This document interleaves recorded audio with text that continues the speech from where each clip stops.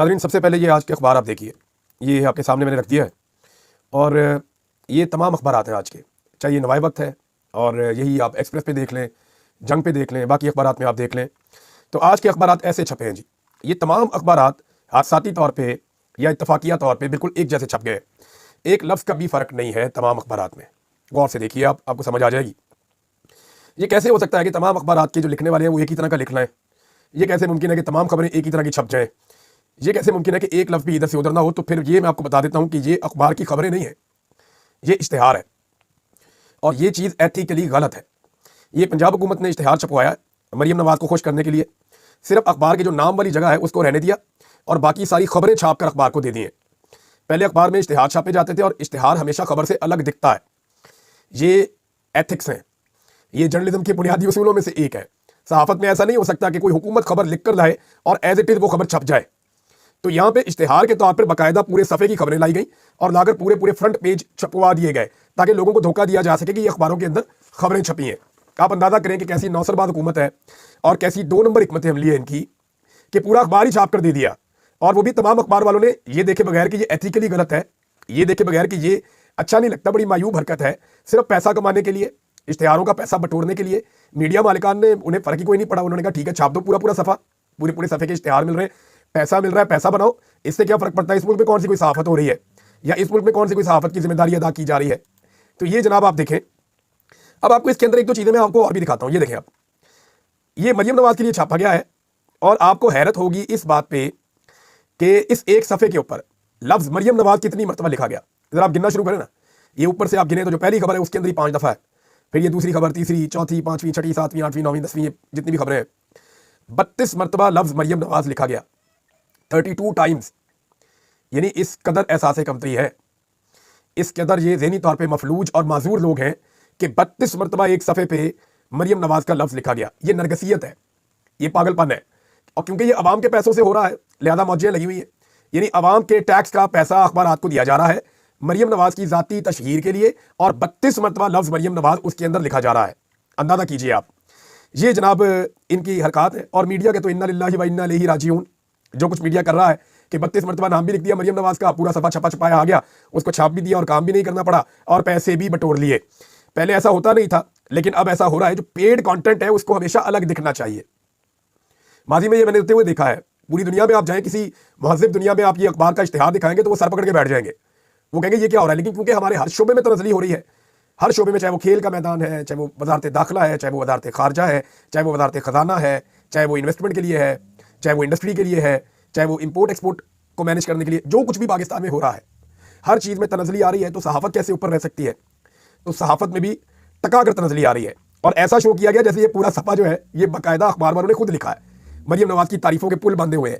تو یہ سارا کچھ ذہنی مریض کر سکتے ہیں، ذہنی طور پہ مفلوج لوگ کر سکتے ہیں، اور ایسے ہی لوگ پسند ہیں پاکستان کی ملٹری اسٹیبلشمنٹ کو کہ جو ذہنی طور پہ تھوڑے کھسکے ہوئے ہوں، تاکہ ان سے جو بھی کہا جائے وہ آنکھیں بند کر کے کر دیا کریں، صرف ان کو بوٹ پالش ان کے ہاتھ میں پکڑا دیں، وہ دڑا دڑ پالش کرتے رہے۔ اور یہ ساری گھر کی تربیت ہے۔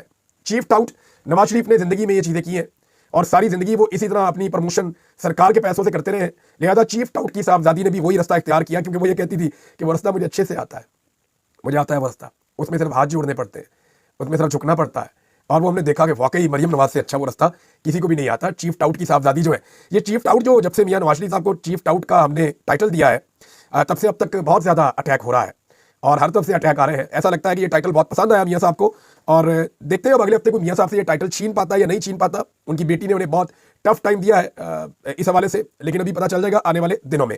ناظرین، عمران خان صاحب نے اپنی پارٹی کو ایک مرتبہ پھر ایک اور ہدایت کی ہے، اور انہوں نے کہا کہ چیف جسٹس سے یحییٰ افریدی کو دوبارہ سے خط لکھے۔ اس سے پہلے عمران خان صاحب نے ایک بڑا تفصیلی خط، سینکڑوں صفحات پہ مبنی خط لکھا تھا چیف جسٹس آف پاکستان کو، ساری تفصیلات اس کے اندر تھیں۔ پھر اپوزیشن کا ایک وفد جا کر ملا بھی تھا چیف جسٹس آف پاکستان کو۔ تو اب جو ہے وہ دوبارہ سے چیف جسٹس آف پاکستان کو ایک اور خط لکھنے کا کہا ہے۔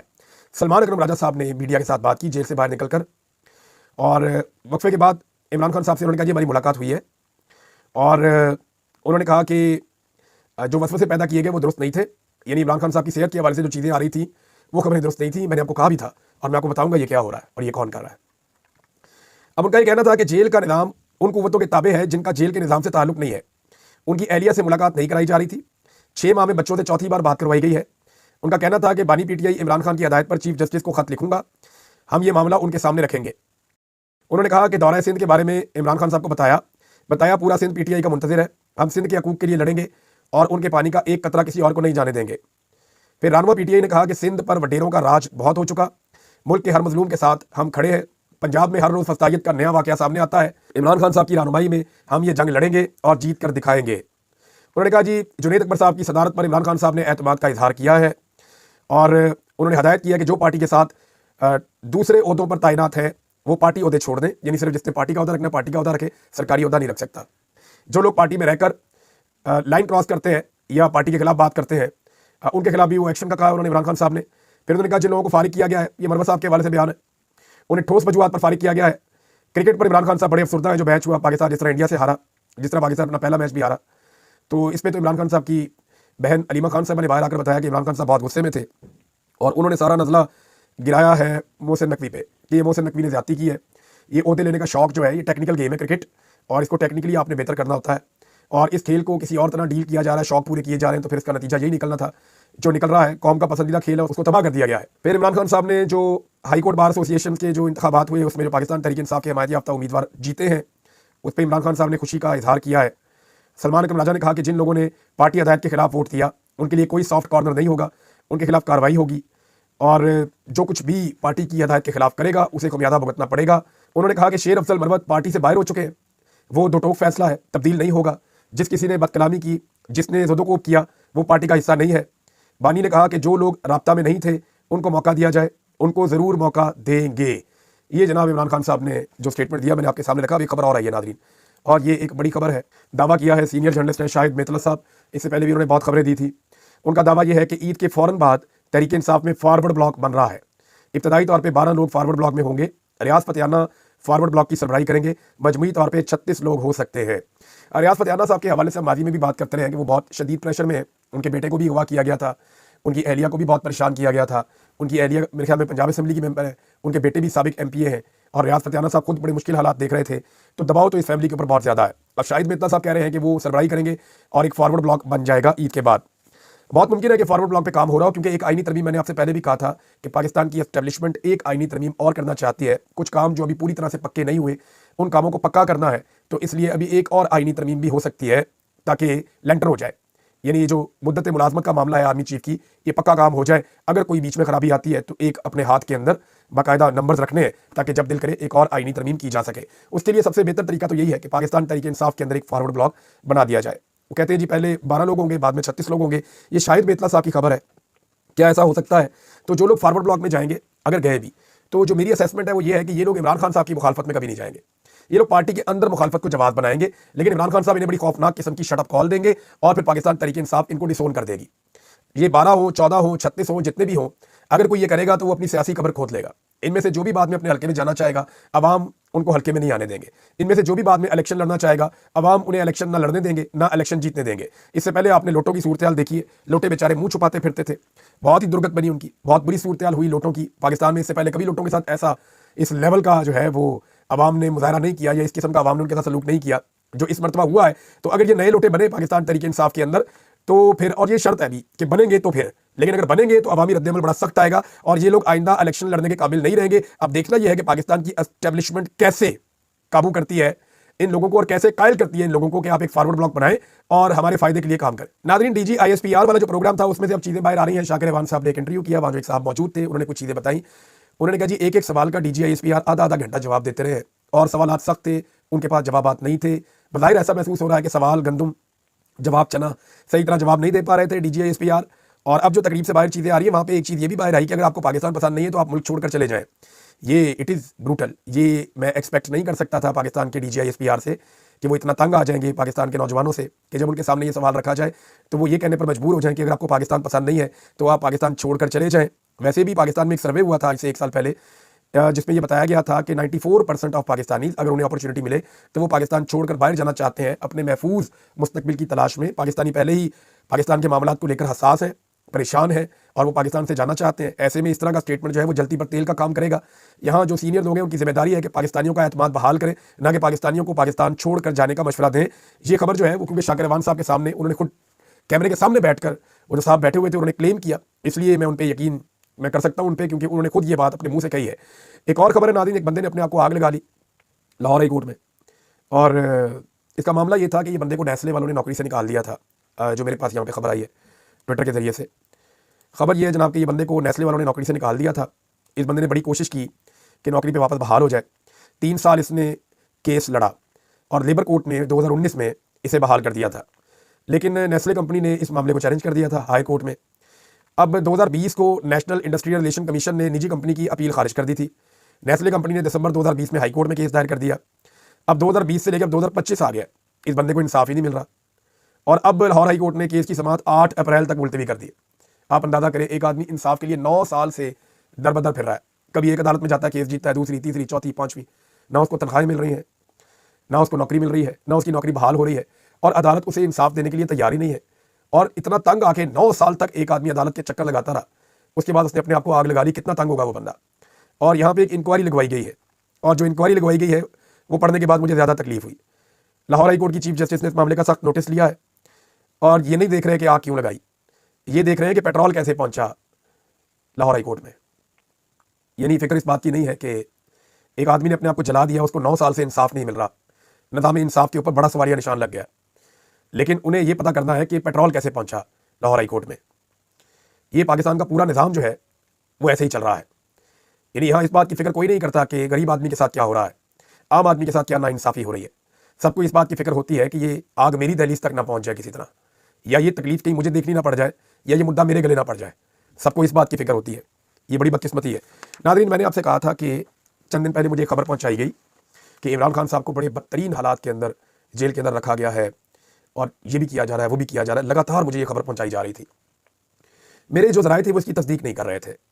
خبر تو میرے تک پہنچائی گئی تھی، لیکن جو میرے اپنے ذرائع ہیں ذاتی، وہ اس کی تصدیق نہیں کر رہے تھے، اور میں نے تصدیق کرنے کی بڑی کوشش کی۔ جب تصدیق نہیں ہوئی تو میں نے وہ خبر نہیں دی، لیکن کچھ لوگوں نے وہ خبر دے دی۔ اب میں آپ کو بتاتا ہوں وہ خبر کیوں پہنچائی جا رہی تھی اور گیم کیا ہو رہی ہے۔ تھوڑا سا پرسنل ہے، لیکن میں آپ کو یہ بتاتا ہوں کہ جب سے میں پاکستان سے نکلا ہوں، پاکستان کا پورا انٹیلیجنس آپریٹرز پریشان ہے کہ یہ پاکستان سے نکل کر کیسے چلا گیا۔ تو میں انہیں حوصلہ دینا چاہتا ہوں کہ آپ اتنے برے نہیں ہیں، نہ آپ کا سسٹم اتنا برا ہے۔ میرے رب نے میری مدد اتنی زیادہ کی کہ آپ کی آنکھوں میں اللہ تعالیٰ نے اندھیرا ڈال دیا، اور مجھے میرا رب حفاظت سے نکال کر لے آیا۔ یہ میرے رب کا کام ہے، اور جسے رب رکھے اسے کون چکھے۔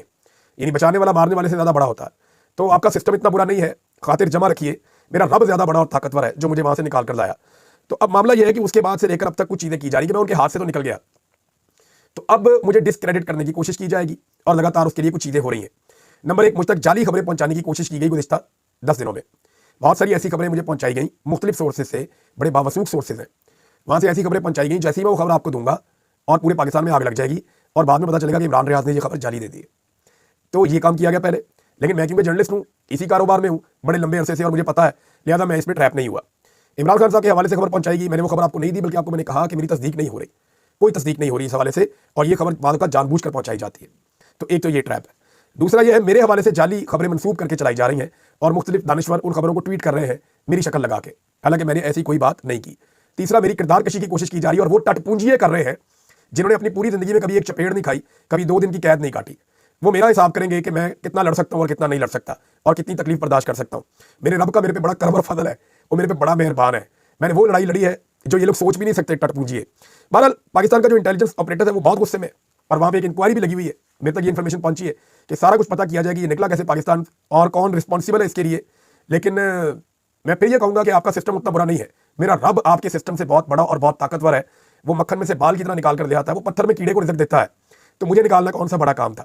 تو بچانے والا بہت بڑا ہوتا ہے، وہ مجھے بچا کر نکال کر لے کر آیا۔ ناظرین، امریکہ کے حوالے سے خبریں آتی رہتی تھی کہ امریکہ میں جو بائیڈن انتظامیہ کے تبدیل ہونے کے بعد جب ٹرمپ انتظامیہ آئے گی تو چیزیں بدل جائیں گی، لیکن بظاہر ایسا دکھائی نہیں دے رہا۔ گزشتہ 10 دنوں سے بڑی بروٹل کارروائیاں ہو رہی ہیں پنجاب میں، خاص طور پہ 8 فروری کے احتجاج کے بعد سے بڑی خوفناک کارروائیاں ہو رہی ہیں پورے پنجاب میں۔ یعنی منڈی بہاؤدین کے اندر ہی کئی رہنماؤں کے گھر توڑ دیے، ڈیڑے توڑ دیے، راولپنڈی کے اندر ظلم اور بربریت، جنوبی پنجاب میں ظلم اور بربریت۔ ایک خاتون کا مس کیریج ہو گیا، ان کا جو شوہر ہے وہ بتا رہے جی میرے بچے کا قتل کیا ہے انہوں نے، میں ساری زندگی ان کے خلاف لڑوں گا۔ تو ایک نفرت کی آگ ہے، ایک آندھی ہے جو پنجاب میں انہوں نے چلائی ہوئی ہے۔ تو جو بائیڈن کے جانے کے بعد یہ سب کچھ کیسے کر سکتے ہیں؟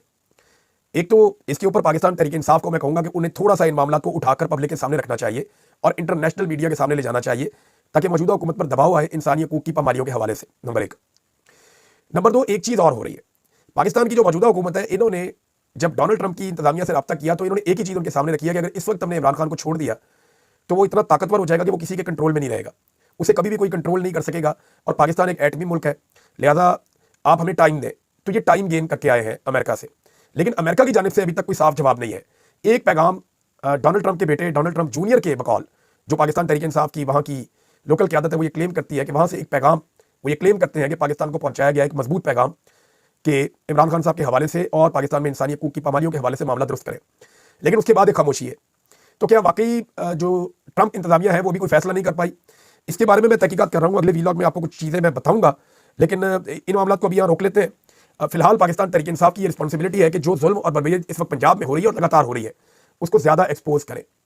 جس طرح وہ اپنے اشتہارات چھپوا رہے ہیں، ایسے ہی آپ ان کے خلاف وائٹ پیپرز لے کر آئیں اور لا کر دنیا کو بتائیں کہ انہوں نے پنجاب میں کیا تباہی کری ہے. اب تک کے لیے اتنی، اپنا خیال رکھیے گا، اپنے چینل کا بھی. اللہ حافظ.